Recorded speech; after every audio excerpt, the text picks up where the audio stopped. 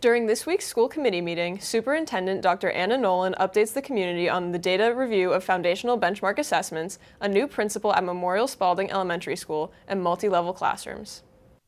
First, I just wanted to sort of benchmark with the school committee about conversations that we had when we first started together a year and a half ago about how the district would need to lay down foundational benchmark assessments and have time and the routines of data analysis built into principal and leadership practice. And I'm happy to report to you that our first mid-year data review occurred with all principals, math and literacy coaches, central office staff, curriculum leaders, student service leaders to digest the results of our K-8 benchmarks for fall and winter and to assess growth in math and ELA for all students in K-8. Shortly, we will also have our grades 3 to 8 panorama, social emotional learning data, and other key metrics of student progress and growth.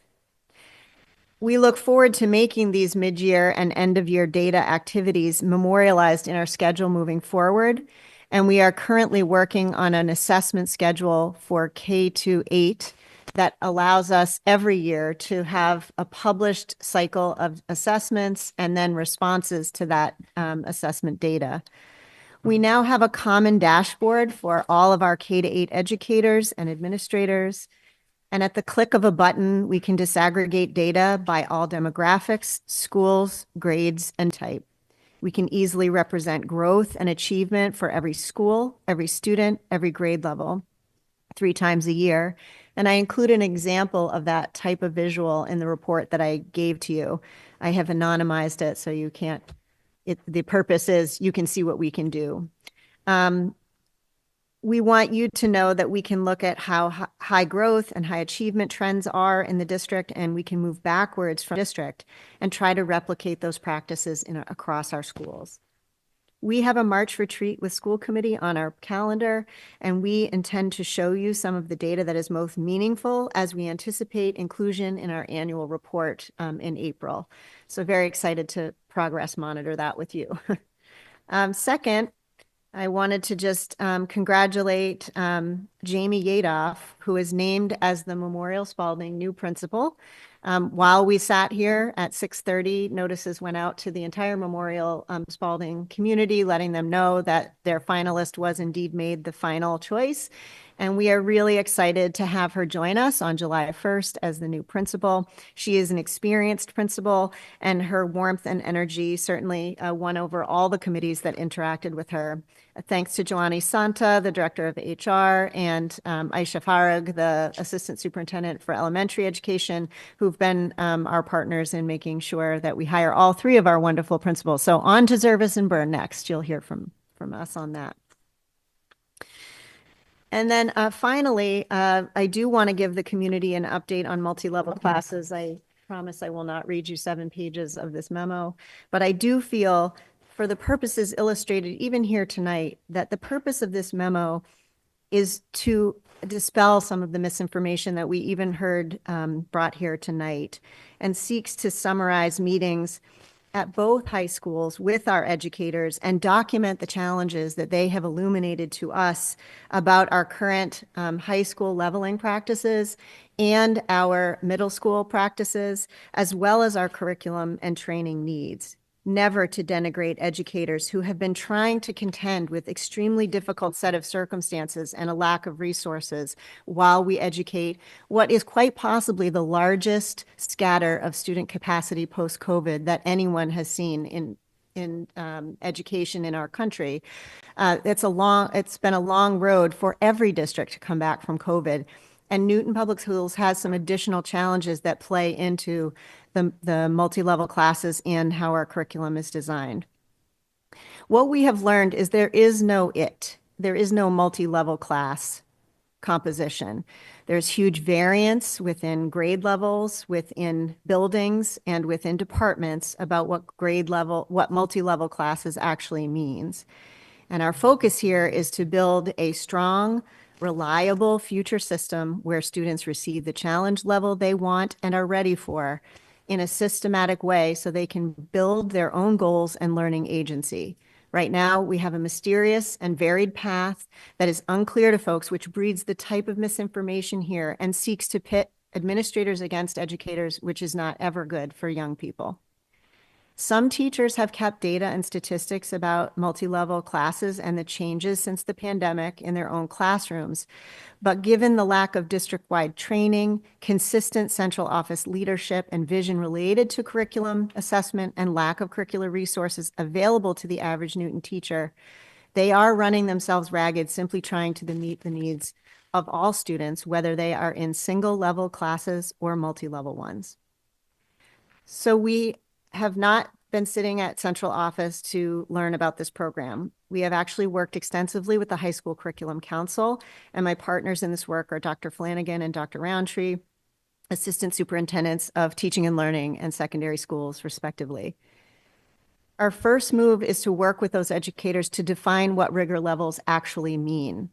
And I do want everyone to know, despite what we heard here this evening, both high schools offer college prep courses, advanced college prep courses, honors courses, and advanced placement courses. Those are offered at both of our schools, regardless of how their multi-level is enacted. AP courses are standalone courses we have also conducted classroom learning walks through the Instructional Leadership Academy funded by NSF at both schools, and we continue to do that work in an ongoing manner. We have done listening sessions at both Newton North and Newton South to observe the many variations of classes that have been labeled as multi-leveled. And they are executed both multi-level classes, and we have observed single-level classes at both schools, which do exist.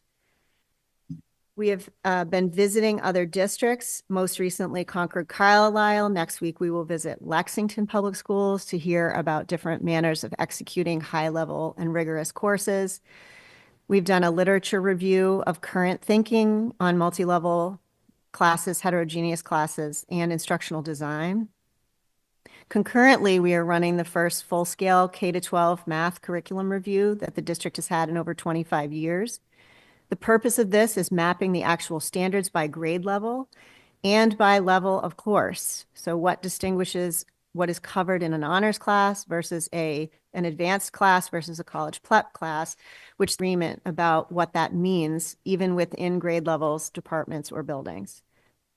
We will be sending a survey to family, staff, and students in March around the mathematics and physical education curriculum review, which are up for review this year. Next year, we will have a different set of curriculum reviews to share with the public. The misconceptions that we have heard over and over as we have visited and talked with staff is that multi-level is different by school, grade, and department. And for most places in schools, the three levels I mentioned, college prep, advanced college prep, and honors exist. In some places, even more levels exist. There is no agreement about what the standards are for placement in these different levels. So depending on different teachers or different departments, and depending on the different expectations for what is called an honors class versus an accelerated class, there is scatter among the staff about what this actually means. There has not been a district-wide agreement on those definitions, and therefore different grades and departments are not fully aligned or comparable across departments, within grades, or vertically across the system. This is not the fault of teachers. This is the fault of central office leadership not making that vertical articulation expected. Students are leveled for classes based on grades and teacher recommendations, and grading practices vary, as does the rigor and skills expected in each class, so we do not have a common base upon which to make placements. The system by which we judge student mastery or level of skill varies widely.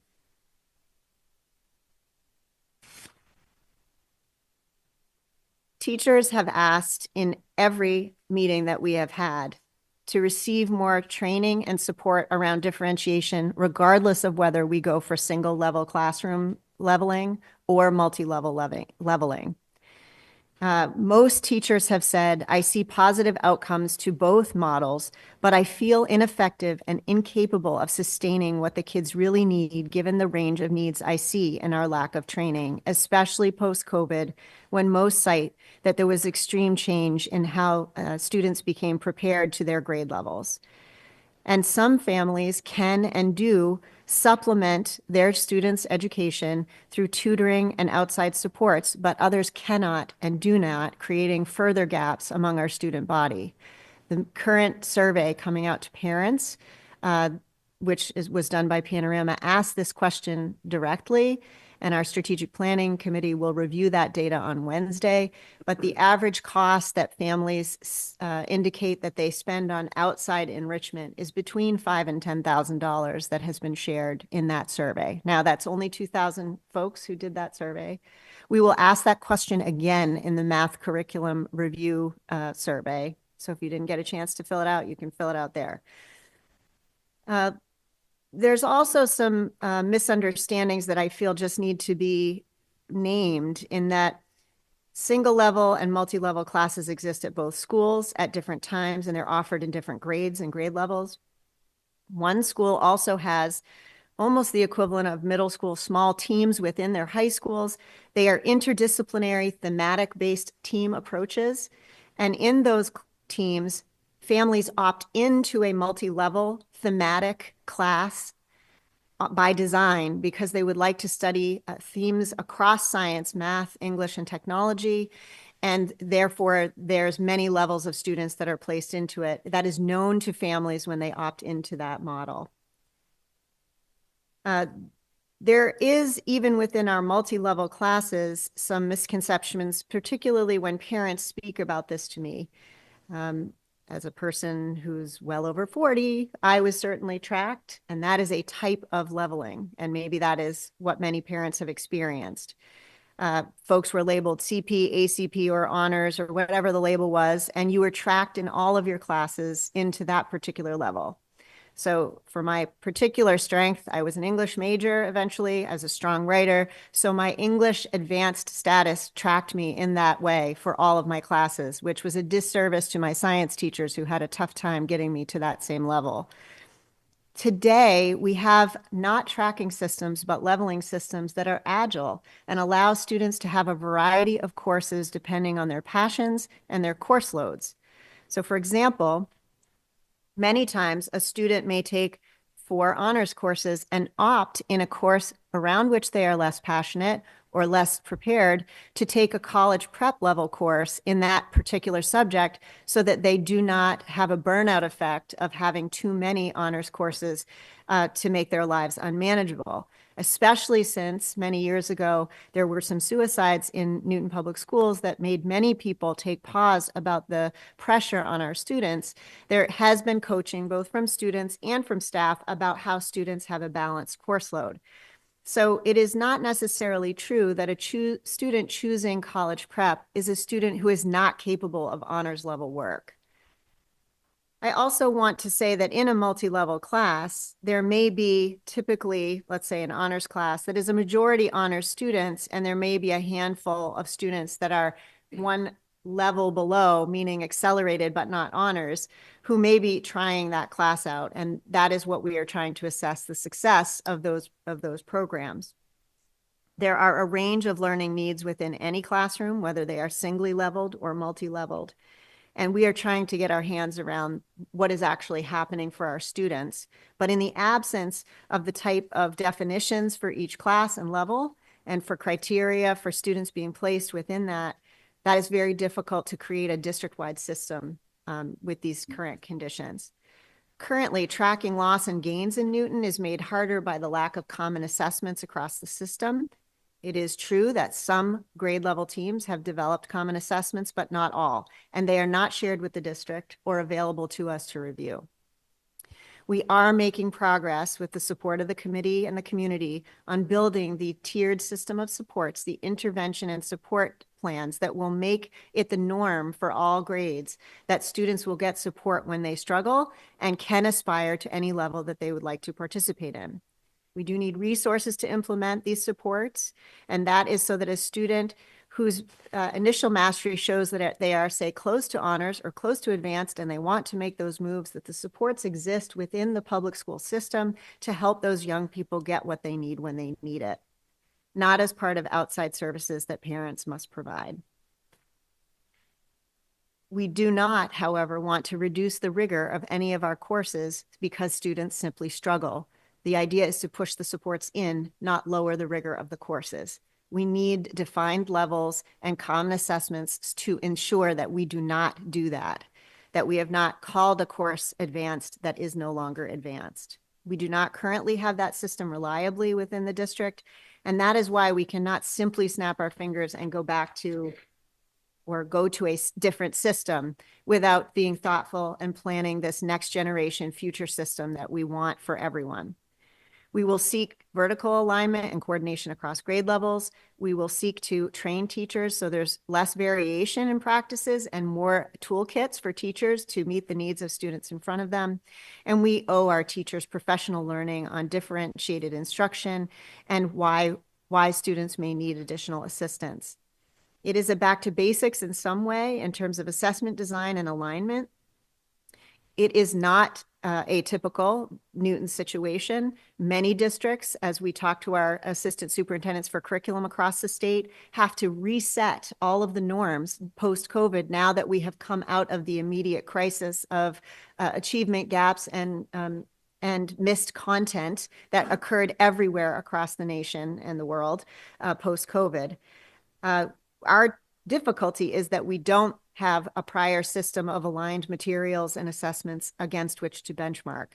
That doesn't mean we cannot get there, and we will increase the rigor from prior times, meaning our COVID times. Every district is going through that, and we will use shared assessments and teacher collaboration so that teachers will not feel alone in the pressure to meet the needs of students. The memo also outlines the timeline upon which we expect to do that. This is not just a problem in the Newton Public Schools, and therefore it is so important that we enact the ongoing cycle of K-12 curriculum review to build trust with the community and our teachers, that on a regular basis, we will continue to look at our practices and our assessments to make sure that we are meeting the needs of our students and that we are articulated to the standards across the state.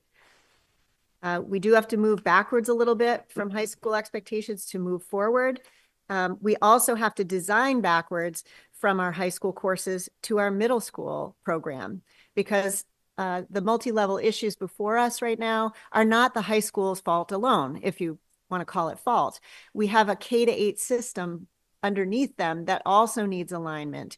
And just as an example, in mapping the standards for our 4 middle schools through the curriculum math audit, there's widely varied coverage of what each of our middle schools cover. So then to level students based on varied coverage when they enter into 9th grade is very difficult, because you cannot control as a young person what was covered in your middle school or not. It is up to us in central office to fix this problem, and we need to make some decisions about the rigor of our middle school program. For example, a critical question will be, will we cover Algebra 1 by the end of 8th grade, or will we continue to have that be a 9th and 10th grade proposition in our district? All districts grapple with this conversation. We will take it on head on. And so all of this is important as we also contemplate, will we continue with integrated math classes or single strand math classes? So algebra, geometry, algebra 2.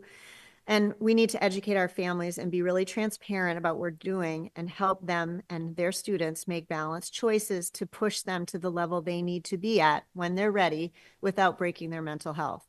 This is not to cast aspersions on our educators. We value them, and our summary comes from interacting solely with our educators about these matters. And surely we have a lot of hard decisions to make, and that will take some time. And I appreciate the opportunity to update everyone.